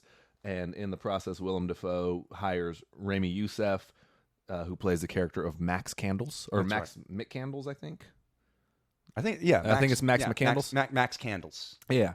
And Rami Youssef ultimately is hired just to analyze her and just like write down everything, annotate everything she does. Basically be a caretaker / like for the name of science, like like laboratory assistant, basically. Yeah, and like just document what she eats, what she does, how she like everything. How many books does she read today? What words did she learn today? Yeah, just document everything. Yeah, in the name of science, obviously. And in that process, Rami Youssef kind of falls in love with her a little bit. Yeah. But then my favorite character comes into play. Who's that? So Willem Dafoe agrees to have Rami Youssef marry Bella Baxter. And in the process, they say, okay, we'll write up the legal paperwork. And part of the thing with like the experiment is that Bella Baxter is not allowed to leave this giant like mansion / compound in London. Right. And so in the process, they write up this giant contract between Max Max Candles and Bella. No, and Willem Dafoe. Oh, and, yeah. And Bella saying like, okay, you can marry or whatever. So they bring in this super like shady. What's the word I'm looking for? Lawyer. You know, he's a lawyer. Yeah, he is a lawyer. No, he's a seductive. What's like the word for seductive? Lothario. No, it's a word for like seductive or Casanova. He's kind of sleazy, whatever. Either I'll think of the adjective later. But they bring in this super sleazy lawyer and Mark Ruffalo. And he pretty much runs away with Bella because she decides she's just established. She's had her first orgasm. And so, should we touch genitals? Yeah, so he's like, I had to meet the woman who had all this ridiculous paperwork drawn up. You must be ravishing. And she's like probably, 10 at the time, like in her mind? Oh, yeah. The mental capacity of very much a preteen. Yeah, can barely speak English. Like, it's the whole experiment. And so he whisks her away on all these plays, and that's pretty much the crux of the movie. And yeah, she starts off on a whirlwind romance and goes on a worldwide tour. God damn, that was hard to say. It's good alliteration, though, man. What you been watching at podcast at gmail.com. Hence all the enunciations. Anyways. Yeah, and so it's sort of her having her sexual awakening by sort of trial by fire in terms of she's with Mark Ruffalo and sort of learns very passionate furious jumping, but also like sort of slowly sorts to understand that she's always been controlled her whole life, and she's sort of traded one gilded cage for another. And so then of course once she wants to explore on her own and sort of break away because her relationship with Mark Ruffalo has sort of come to its inevitable end, then all of a sudden shit hits the fan. She feels responsible for him, and they sort of go off, on further adventures and have to separate ways. She eventually comes back to, Godwin and to Max. Not necessarily a fully formed woman, but definitely a different Bella than what they had known before. She definitely gains, and it's a hell of a performance by Emma Stone. Mm-hmm. Like I no matter how you feel about the movie, she goes through everything. She plays infantile to and petulant teenager, to her grasping of an understanding of the world as it's presented to her, and she views things through a lens of science. So it's all very innocent, but also like, well, let me learn about it. I've never done this before. Sure, yeah. Bella progresses and matures at a very different rate. That's kind of like, you have to kind of take that with a grain of salt in the movie. That's kind of like the parameters of like, she's an adult woman with an infantile brain. And so like, there's no real delineation of like, it all kind of comes at its own pace in a weird way. But what I wanted to give credit for is like at the beginning of the movie, by the time she comes back to Dr. Godwin, Willem Dafoe, she's damn near an adult, but not quite. Sure. And so it's for lack of a better word, like the mental gestation period. You don't really know, but that's kind of where you suspend your disbelief. So it's and that was kind of one of my main problems with the movie was we see her intellectual progression. Yes. But her emotional progression is so stunted through the whole movie that it's sort of almost counteractive. Like we see her, she starts off reading like, ABC 1, 2, 3, A is for apple, B is for bear. And then she starts reading, it was like Thoreau or something like that. Something like that. Yeah. She talks about, Walden Pond. You just went way over my head. I know. We ain't reading here. By the way, when Dad was on the interview, I've been meaning to talk to you about it. We're going to air this out. Y'all talked way too much about books. We don't do that shit at What You've Been Watching.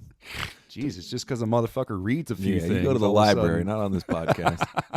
I have to drive my daughter across town one time. It's pronounced library. I drive my daughter. It was funny. Isabel kicked in the door and was like, what? It's like, you could tell what happened to Marcus during those interviews. I drive my daughter across town once and start talking books and reading. Anyways, Walden. Yeah. So Bella went from ABCs to reading. Walden. Right. And so like you sort of see her intellectual progression, but yet her emotional progression, like her emotional progression is almost non-existent, and it's sort of, or not even her emotional progression, her cultural reference never expands. And it's sort of, how can you be reading all these books, how can you be having all these life experiences and still not know like what a prostitute is, or like how money works, or how like they keep her at a very limited level just for the plot necessity, because they always need her to be like the innocent naivete. Yeah. But it almost sort of doesn't make it. It's almost too much of a big suspension of disbelief to understand that, like, oh, you're so culturally referenced in terms of like literary and science and mathematics, but yet you still have no idea how money works. Like you never once read a story where somebody paid for something. You have literally no reference for that at all. And then they kind of, I agree with everything you just said, and that was one of the hiccups I ran into, is her EQ never really grows, and right, and her reverence for any form of societal norms, which again they need it for the plot to work, but like they do show that she does have a capacity for empathy and sympathy, and a conscience. And at one point, she sees people struggling. They're in this super expensive, like, highfalutin yacht, like literally an ivory tower. Yeah, like an ivory tower kind of thing. And beneath are people starving where they're. And so she breaks down and cries, feeling so much pain for these people. But like the people that she's come to known, she just has like zero, like, yeah, whatever, you're just another person to me. That was the only disconnect I had. So they show that she has the emotional capacity. And then, but like to those that have been taken care of or whatever, she's just like, oh yeah, no, I don't care about you. Right. So that's the only, it doesn't really make sense. And I think you kind of hit the nail on the head. They need it for the plot to work also. And two, they need it to be like, how is the person that she's with controlling her or contributing to her growth? That's the whole, you're doing one or the other, and you're rarely doing both at the same time. Exactly. And sometimes the control is contributing to it, but it's like, it's still a fucked up power dynamic. You know? Like, yes, you are long-term benefit helping her in terms of understand the world around her, but you're doing it in a really fucked up way. Yeah. So I don't know. It's there's a lot of inconsistencies with that in terms of, you know, she acts very counterintuitive to where somebody would be in their developmental stages. Does that make sense? Yeah. And again, that's the suspension of disbelief, is like we have zero background as to what putting an infant's actual brain inside of an adult woman would do. And so, again, Mark Ruffalo was very funny. He plays a bit of a he's a cad. That's a good word. I was going to say a cocksmith, but yeah, he is a little bit. You can be both. Yeah, I guess. But he's very funny though, man. He gets his heart broken by Bella. Certainly outgrows him. Yeah, for sure. and he has difficulty letting go of the situation, for sure. Yeah, and at one point she turns to, well, you saw the movie just a minute ago. Right. So she turns to prostitution. She turns to prostitution. She's like, oh, wait, somebody would pay me for this? And that's kind of where I bump into this movie a little bit, is I get the fact that they very much so, this movie thematically, and they certainly don't put too fine a point on it, is about sexual liberation. Sure.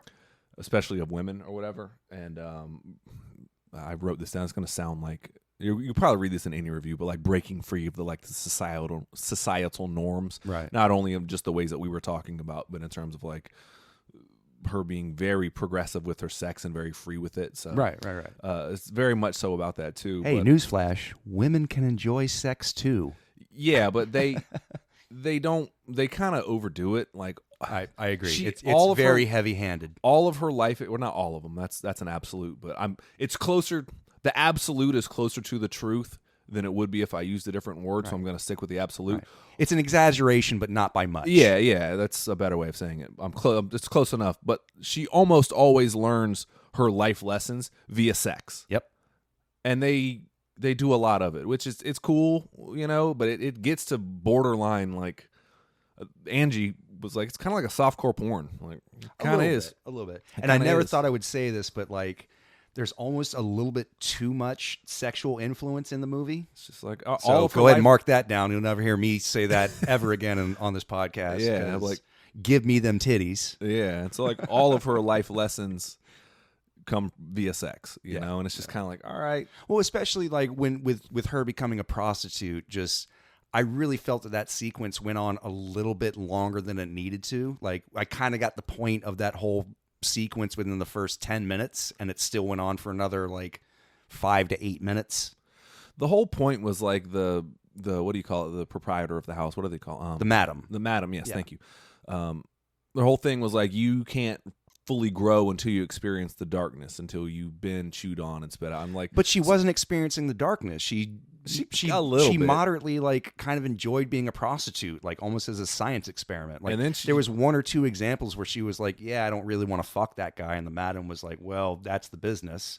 But even then, she still kind of like communist rallied the troops to be like, "Hey, we should get to choose who we want to fuck because our pleasure is going to make their pleasure even better." And the madam was like, "Meh, you're not wrong." And then she pulled her aside and was like, "Don't ever do that again." Yeah, right. In so many words, but yeah, it's the whole point of it being like you need to experience the underbelly of things in order to grow and like reach your full potential. It was just you kind of got it. And then it was just like, and then she pretty much just became like, and I'm not knocking anyone who may or may not be in this profession, but like a stripper, she was just like doing it while she was researching. It just fueled her means to go to school. Right. So like, all right. And Mark, which is my favorite type of stripper, by the way. Yeah. What is it in the movie The Goods? He's like, you're a single mom, right, supporting a drug habit, or paying your way through school. And he walks up to 3 strippers. He's like, "How's the kid? Got something on your nose?" And like, what's your major or whatever? Right. Yeah. If you only knew how many women I put through college for quote unquote computers. Computer.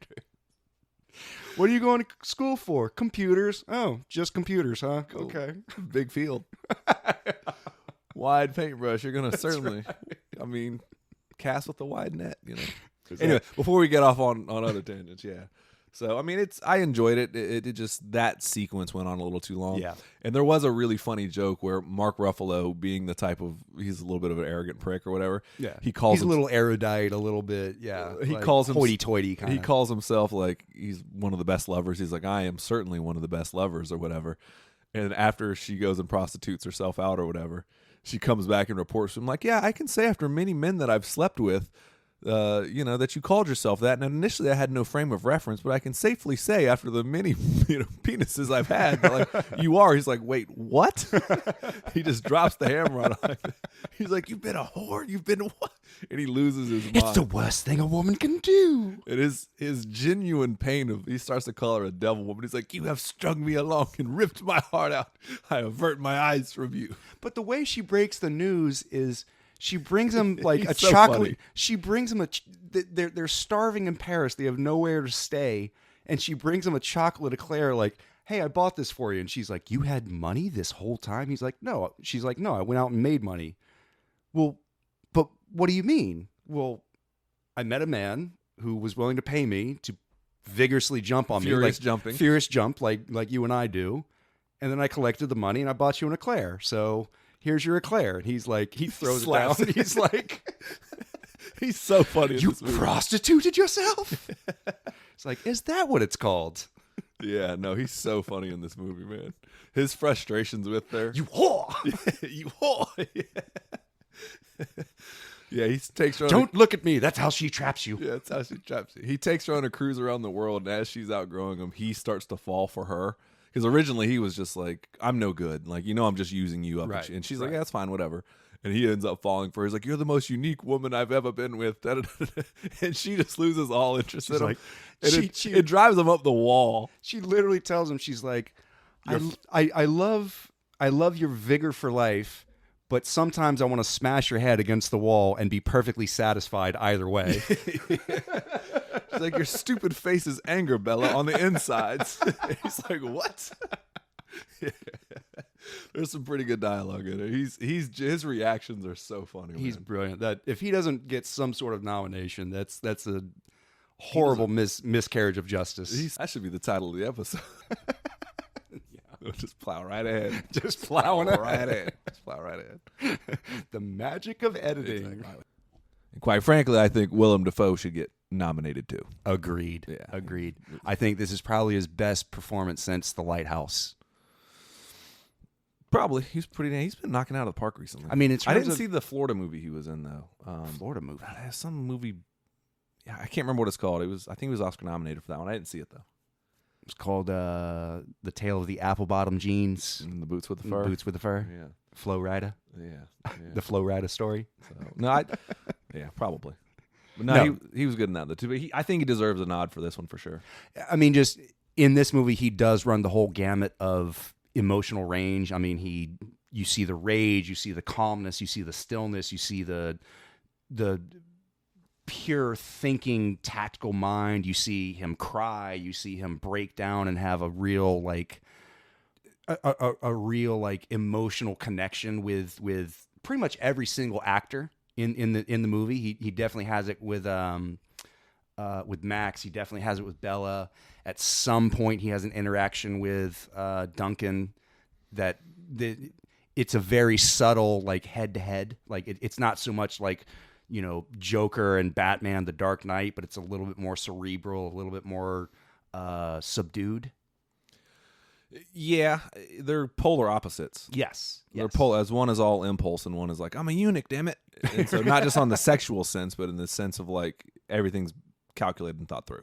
Everything's for science. Everything. Well, he even has that whole. He even has the whole speech about how he has to remain emotionally uninvolved because otherwise that will influence the experiment. And as much as I think at some point he even says I could have taken this in a sexual direction and made her, my concubine, my mistress, but I'm a eunuch, so that's not really going to work. But also, my maternal or paternal instincts took over, and so it would be awkward to cross that line once I've had those feelings. But also, I'm a pure scientist, and I have to remain emotionally detached from my experiment in order to let my experiment come to its natural conclusion. Yeah, I mean, no notes on that one. That's pretty much exactly what it is. So, yeah, he's really good in it too, though. I just wanted to give him a shout out. Yeah, well, Mark Ruffalo made me crack up, though. He was genuinely very funny. Oh, he's genuinely the comic relief of the entire movie. I mean, Emma Stone kind of does the awkward manic pixie girl thing a little bit through the whole movie. She's really it's an good updated version, but it's very much in the same vein. I think that Willem Dafoe definitely has the bigger character arc during the movie. I don't know about that. I heard her character arc's literally from being an infant to a graduated scientist. Sure. So I would disagree, but I can kind of. He doesn't really change that much in terms of his approach to things. But it's okay. That's just me. You could make an argument either way. Sure. Yeah. I would argue that Emma Stone is still as emotionally stunted as she at the end of the movie as when she starts the movie. Speaking of the end of the movie, we're going to spoil it because you already saw it, right? Right. At one point, the person that she was in a previous life, when the woman who hurled herself from the bridge because she couldn't stand the way her life was going. Right. She was married, and her husband comes back into the fray. All right, it doesn't end well. She moves back in with him in a weird, very quick fourth act. Yeah. Kind of was okay, I get where we're going here, but then it kind of wraps up. I'm glad they didn't stay there too long because I was actually kind of looking at my watch by that point, being all right, when are we getting out of here? Well, it was very much once they introduced the ex-husband or whatever, it was just a new wrinkle where I very much felt we kind of had this movie wrapped up and now we're answering a question that I never really asked. Yeah, but her husband comes back into play, and then she realizes what a terrible human being not only he is, but she was as well. Right, they would torment the housekeepers, and they were just living on the brink of society. Just cruelty for cruelty's sake. Oh, kind of yeah, thing. yeah. And so rich pricks doing shit because they had money, kind of thing. Yeah, and that's part of the reason why she makes a funny joke about okay, I would like to leave now. I don't want to be your prisoner. And then her husband's yeah, that's not an option. He's okay, I'm beginning to see why I hurled myself from a bridge. Right. Yeah, you're kind of a prick. Yeah, he says something along the lines of I want to restore you to your former life of pleasure and comfortability that you once knew. And she's oh, the same life that made me hurl myself off a bridge? Yeah, exactly, which is a great point. But in the end, what happens is he ends up getting shot or whatever. Mm-hmm. And then she takes him back to Dr. Godwin Baxter's little laboratory or whatever. And the whole time, like, he in the background of this movie, he's been replacing like pigs' heads on roosters and dogs' bodies with ducks and stuff like that. Which I love, by the way. That was such a great little. The opportunity I think that was missed is at the very end they turned her husband into a goat or a sheep. I think They put a goat's brain in his body, basically. I think there was a missed opportunity to put Dr. Godwin Baxter's brain inside his body. I agree. That would have made everything in the plot Because come now full he's circle. finally handsome. He's finally, youthful. He's finally, full of vitality. Instead of being a brilliant mind trapped in a hideous body, now he's finally free to sort of go on Bella's exploration of like, oh, the world is open to me now because I'm handsome, I'm young, and I'm brilliant. So the world is literally my oyster now. Like, in a weird way, sort of setting up like now Bella has become the mother, or now Bella has become my point. The student has become the master kind of thing. That was more my point, but I like the fact that you added the wrinkle of like now he is given the gifts that he didn't have initially and have the opportunity to have the same experiences. But to me, it was more just like it would come full circle in the sense of her maternal instincts kicking in, which she never had the chance to do. It was stripped from her. And then it just, the whole thing coming full circle now in the sense of now she would be like, what happens when I put an old man brain into a younger person body? So... Oh, yeah, sure. So sort it of would the be, inverse of what happened to her. Yeah, so it would be kind of, granted it's not an infant body, but, with the best, as close as you can, and just watching him come to terms with his new facility. And they didn't have to show all that, obviously, but I thought that was a missed opportunity. But it's still a great setup for, like, here's how the story continues unbeknownst to us. Like, right. the movie ends here, but we see how the story continues. Right, and in that way, it wouldn't necessarily be a happy ending. It would just be a return to status quo, as it were. Sure. So, that was the only opportunity. I felt like I kind of missed that one. So, other than that, though, I enjoyed the movie. It is very much so Frankenstein. I appreciate the fact of everyone coming to terms and finding their own happiness in their own ways and the uniqueness of it all. It was definitely an original movie. I can't say I'd seen anything like it before. It has hints and flavors of other things. It's but beef it is, or whatever. But it is an original story in terms of like it's a hamburger, but I've never seen this flavor of hamburger before. You just took what I was going to say because you spoke before me. I was going to say it's beef, but it's prepared in a way that I've never had the beef, or seasoned in a way that I've never had the beef before. It's like the meaty parts of it you're familiar with, but like it takes its own turn. I recognize the basic ingredients, just the presentation is completely new. Right. Yeah. Right. Yeah. Yes, but that was what I was. Yeah. Did you just try to say what I was saying, but more intelligent? You're just faster than me, really. But yeah. So I dug it, though. I think it's definitely worth the watch. I think it overstays its welcome a little bit. A little bit, yeah. I mean, like I said, the whole part where she becomes a prostitute, they probably could have told that story in about half the time. Mm-hmm.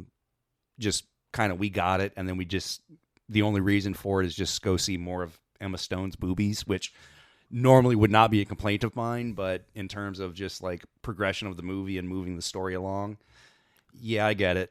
Right. Her boobs aren't that good.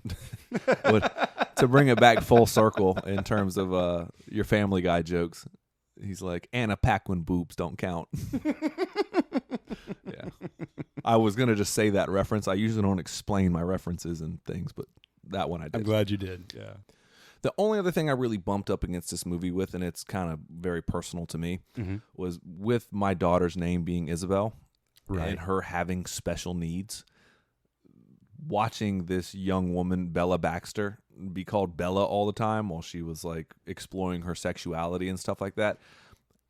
It kind of made a lot of personal nerve. It was just awkward for me because there was certain behaviors, and I'm glad that we live in a society now. I'm sure that this performance, some people are going to look at it as problematic, as ultimately, like Emma Stone is playing a mentally handicapped person for a vast majority of this movie. And there's going to be a lot of like, well, it's a story of a mentally challenged woman and men taking advantage of her, and like, which they're not wrong.